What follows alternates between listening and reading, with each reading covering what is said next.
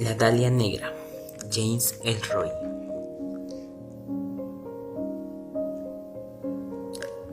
Para Geneva Heiliger Ellroy, 1915-1958. Madre, 29 años después está despedida de sangre. Y ahora te doblo, mi borracho, mi navegante, mi primer guardián perdido, para amarte o para mirarte después. Anne Sexton. Prólogo.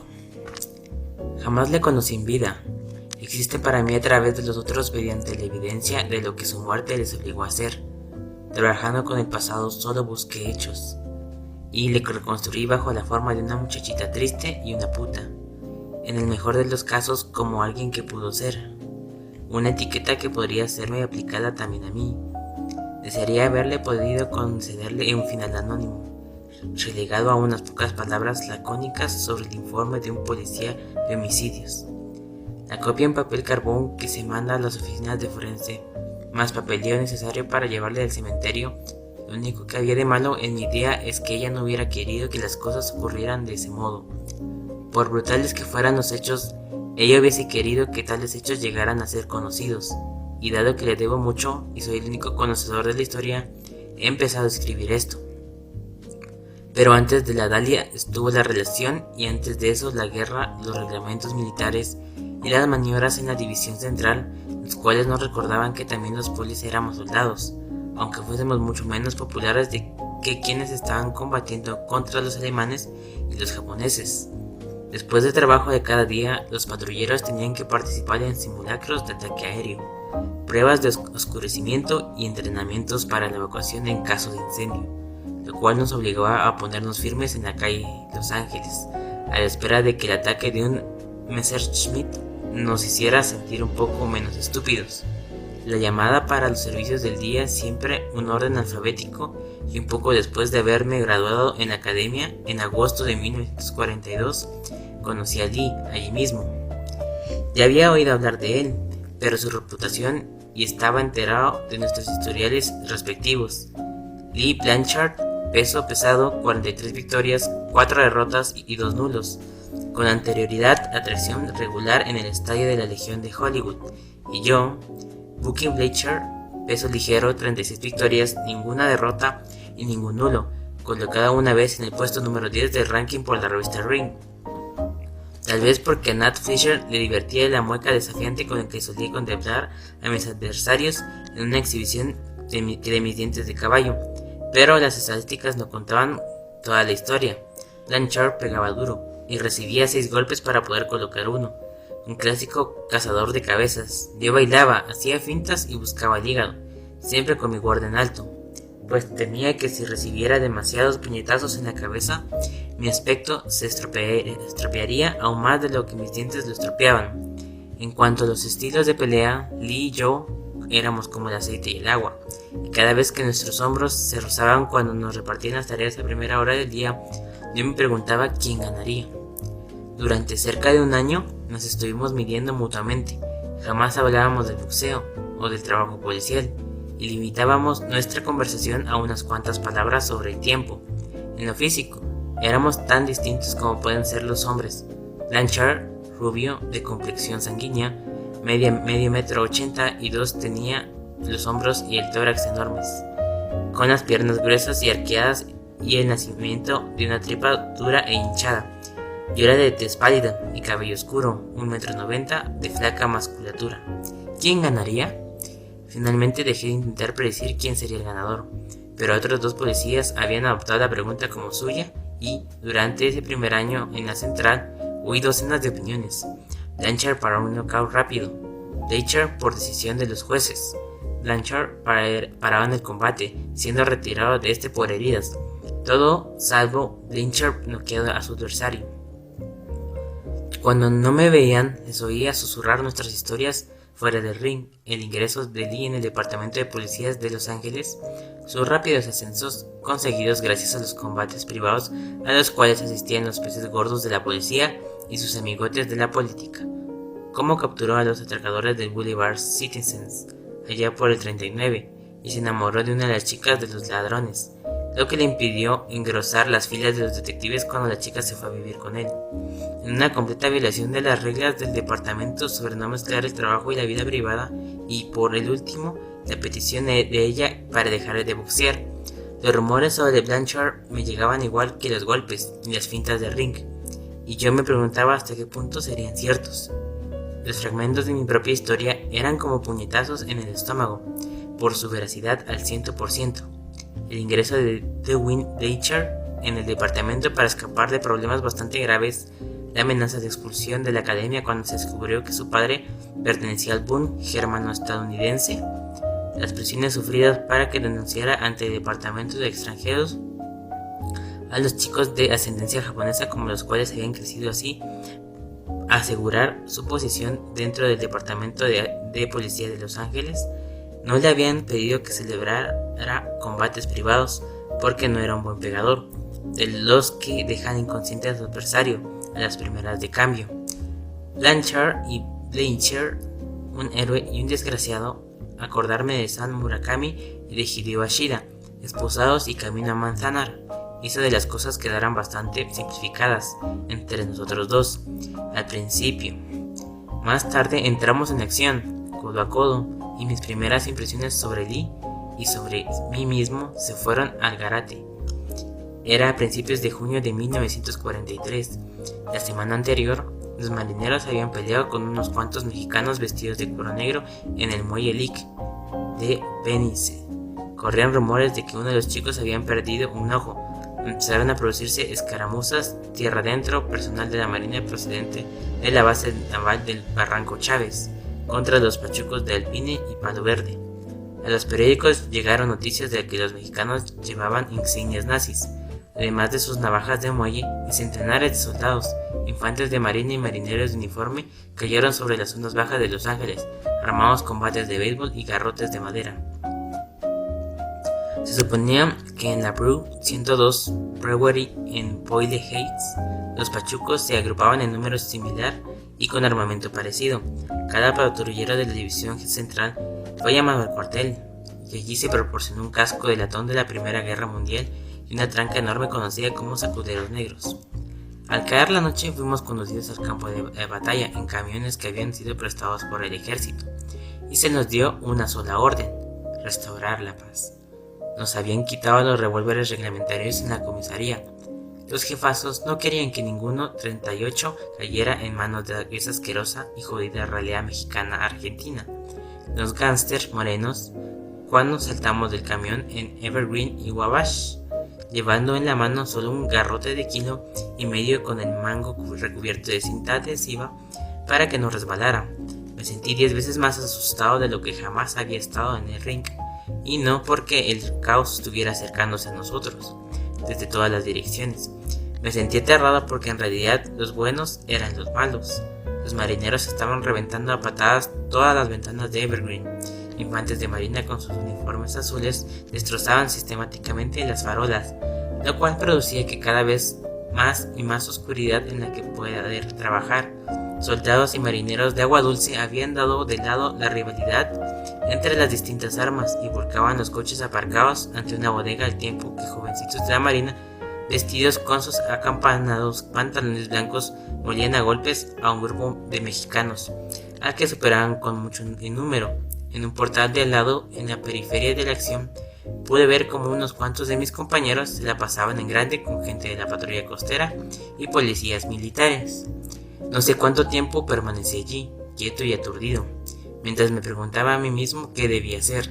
Entonces, miré hacia la calle Primera, al final de Wabash, donde vi casitas y árboles, nada de pachucos, polis o infantes de marina sedientos de sangre. Antes de saber bien lo que hacía, corrí en esa dirección a toda velocidad. Hubiera seguido así hasta derrumbarme, pero una aguda carcajada que brotó de un porche me hizo frenar en seco. Fui hacia ese lugar de donde me llegaba el sonido. Eres el segundo de los polis jóvenes que sale como si se le quemara el culo de la animación, me dijo una voz bastante cascada. No te culpo, resulta bastante difícil saber a quién le has de poner las esposas, ¿verdad que sí? Me quedé en el porche sin moverme y miré al viejo. La radio dice que los taxis han sido hasta los cuarteles de la parte alta de Hollywood para atraer a los marineros hasta aquí. Según la KFI, este es un asalto anfibio. Han estado tocando levando anclas cada media hora y he visto unos cuantos reflectores giratorios al final de la calle. ¿Crees que esto es lo que llamáis vosotros un asalto anfibio? No tengo idea, pero yo me largo. No eres el único, ¿sabes? Hace muy poco un hombretón pasó corriendo por aquí. El abuelo comenzaba a parecerme una versión de mi padre, aunque algo más correosa. Hay unos cuantos pachucos que necesitan ver su orden restaurado. ¿Cree que eso es sencillo, amigo? A mí me lo resultaría.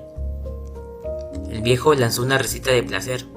Bajé del porche y volví hacia donde debía estar, mientras me daba golpecito en la pierna con el garrote. Ahora, todas las faroles estaban rotas. Resulta casi imposible distinguir a los mexicanos de los soldados. El observar aquello me proporcionó un camino fácil para salir de mi dilema, y me dispuse para lanzarme a la carga.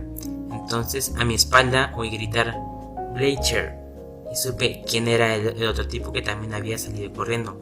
Retrocedí. Allí tenía a Lee Blanchard, la esperanza blanca de Southland, que no era lo bastante grande, enfrentándose a 3 infantes de marina de uniforme azul y un pachuco con todos sus cueros de gala.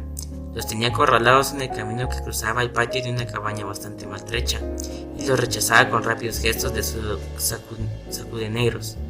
Los marineritos le lanzaban golpes con sus garrotes y fallaban siempre porque Blanchard no paraba de moverse, atrás y adelante, hacia un lado, sosteniéndose con gran agilidad sobre la punta de sus pies. El pachuco no cesaba de acariciar las medallas religiosas que le colgaban del cuello, y su expresión era la de no entender nada. Blanchard, código 3. Entré en el jaleo y comencé a mover mi garrote, con el que golpeé relucientes botones de latón y cintas de campaña. Recibí unos cuantos golpes, no muy bien dados, sobre mis brazos y hombros, y avancé cuanto pude para que los infantes de marina no tuvieran mucho espacio en el que hacer girar sus garrotes. Era como intentar agarrarse a un pulpo mientras esperaba que la campana suene, pero allí no había árbitro ni campana que marcaran los 3 minutos del salto, así que dejé caer mi garrote por instinto. Bajé la cabeza y empecé a soltar puñetazos, haciendo que mis puños entraran en contacto con blandos estómagos cubiertos de tela. Luego oí gritar: "Blanchard, retrocede". Obedecí, y allí estaba Lee Blanchard, el sacudenegro levantando por encima de su cabeza.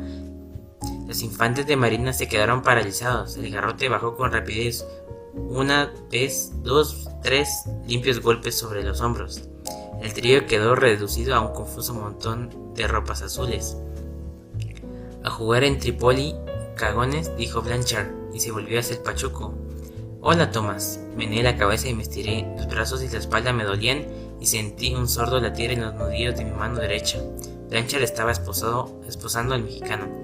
¿A qué venía todo eso? Fue cuando se me ocurrió decir. Blanchard sonrió. "Disculpa mis malas formas, oficial Bucky Blanchard. ¿Puedo presentarle al señor Thomas dos Santos, objetivo de una orden de busca y captura por homicidio cometido durante una fenolia clase B?". Thomas le dio un tirón a una vieja en el cruce de la Sexta con Alvarado. La vieja cayó al suelo con un ataque de corazón y empezó a chillar como una loca.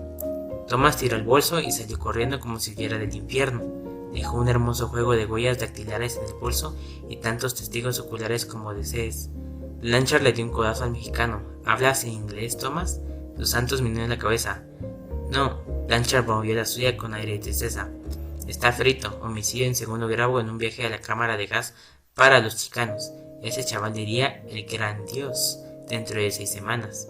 Oí disparos que venían de Evergreen y Wabash. Me empiné cuanto pude sobre la punta de los pies y vi llamas que brotaban de una hilera de ventanas rotas.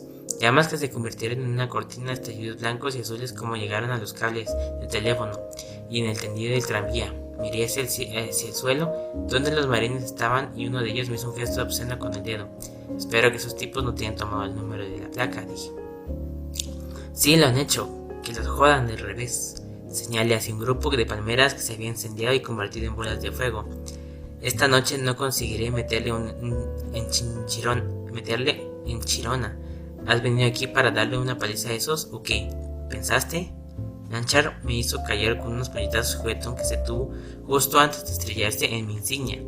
Corrí hasta aquí porque sabía que no podía dejar hacer ni una jodida mierda de eso de restaurar el orden, y si me quedaba en mitad del jaleo como un idiota podrían matarme. ¿Te suena familiar eso? Me reí. Cierto, entonces tú... Bueno, vi cómo sus capones perseguían a este chaval, el cual se parecía demasiado al objetivo de la orden de busca, y captura 4K11/43. Me acorralaron cuando volviese al jaleo para que te hiciera daño, así que al verte creí que mejor llamarte para que te hicieran daño por una buena razón. ¿Te parece razonable eso? Funcionó. Dos de los infantes de marina habían logrado ponerse en pie y estaban ayudando en otra parte para que se levantaran. Cuando empezó a andar por la acera de tres de fondo, tomando dos santos, clavó su pie derecho con una rotunda dureza en el mayor de los tres traseros. El infante de marina gordo al cual pertenecía se volvió para encararse con su atacante. Yo di un paso hacia adelante, entonces abandonaron su campaña en el este de Los Ángeles y los tres avanzaron cogiendo hacia la calle. Los disparos y las palmeras en llamas. Blanchard revolvió con su mano el cabello de dos santos. Ah, capullito, eres un hombre muerto. Vamos, Blanchard, busquemos un sitio donde dejar a este individuo. Encontramos una casa que tenía un montón de periódicos tirados en el porche a unos cuantos bloques de distancia y nos metimos en ella. En el armario de la cocina había una botella de Cutty Sark llena de 2/5 partes. Blanchard le quitó las esposas de las muñecas a dos santos y se las puso en los tobillos a fin de que pudiera tener las manos libres para echar un trago. Cuando terminó de hacer bocadillos de jamón y unos combinados, el pachuco había liquidado la mitad del licor y se dedicaba a eructar a gritos cielito lindo y una versión mexicana de Chattanooga Chuchu. Una hora después la botella estaba vacía y Thomas se había quedado dormido. Lo puse en el sofá y lo tapé con una colcha.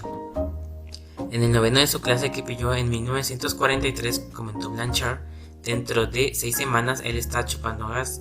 En 3 años trabajando en el noroeste en la brigada central. La seguridad de sus palabras me molestó. Nanay, eres demasiado joven, no te han nombrado sargento, te acuestas con una tía sin estar casado y perdiste a tus amigotes de alto rango cuando dejaste de boxear para ellos, aparte de no haber hecho ninguna ronda de pie. Me detuve al ver que Blanchard sonreía, se acercaba a la ventana de la sala y miraba por ella. Incendios en Michigan y Soto, precioso. ¿Precioso? Sí, precioso. Sabes mucho de mí, Blanchard. La gente habla de ti. También lo hacen de ti. ¿Qué dicen? Que tu viejo es algo así como un chalao que babea por los nazis. Le entregaste a tu mejor amigo a los federales para conseguir ingresar en el departamento que inflaste el número de tus victorias porque te dedicabas a pelear con tipos que estaban demasiado fondones. Las palabras quedaron colgando en el aire con la cuenta final de un asalto. ¿Dicen eso? Blanchard se volvió hacia mí. No, comentan que nunca has capturado a nadie que valga la pena y aseguran que puedes vencerme. Acepté el desafío. Todas esas cosas son ciertas. ¿Sí? Pues también es cierto lo que viste de mí, salvo que me encuentro en la lista de sargentos que en agosto me trasladarán a la brigada antivicio de Highland Park y en la que la oficina fiscal del distrito hay un muchacho judío que se moja los pantalones por los boxeadores. Me ha prometido el primer puesto libre en la criminal que él pueda encontrar. Estoy impresionado. ¿Sí? ¿Quieres oír algo todavía más impresionante? Suéltalo ya. Mis primeros 20 noqueados fueron desgraciados a los que mi manager elegía. Mi chica debió pelear en el Olímpico y dijo que te vería muy bien si te arreglaras los dientes y que tal vez pudieras vencerme. No estaba muy seguro de lo que buscaba aquel hombre. Quizá una pelea, tal vez un amigo. Podía ser que estuviera poniéndome a prueba y me buscara las cosquillas o intentara sacarme información.